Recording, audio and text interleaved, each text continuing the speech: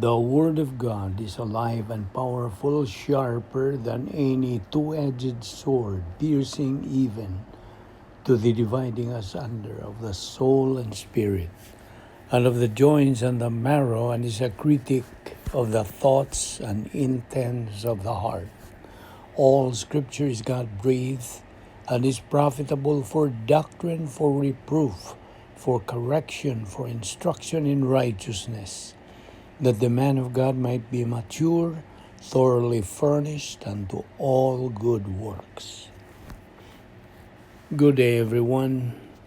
Welcome once again to our daily Bible study of the Balbido Evangelistic Ministry. Well, today we're going to take up the doctrine of godliness. In Greek, the word godliness is Eusebeia. Now, every believer's goal is to attain the area of spiritual adulthood, otherwise called Eusebeia or godliness. This is the stage where you as a believer will be experiencing your closeness and intimate relationship and rapport with God. So this stage we are talking about is the most fantastic, fabulous, and unique kind of life. But that area of spiritual adulthood can only be reached through GAP, Grace Apparatus for Perception. Now, GAP includes the following. Textbook is the Bible. There is the pastor-teacher who teaches Bible doctrine.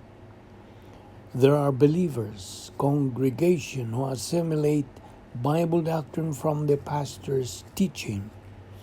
There is God, the Holy Spirit, who is our mentor, teacher of truth. There is a policy to be followed. We have to confess your sins first to be able to go back into fellowship with God, and you will be controlled by God, the Holy Spirit.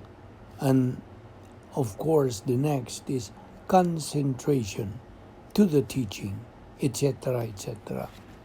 So the above things that I have mentioned is the protocol or ground rules for church-age believers. You are a church-age believer if you are a believer in Christ right now. And as believers, we should know the purpose of our being right here in this world right now.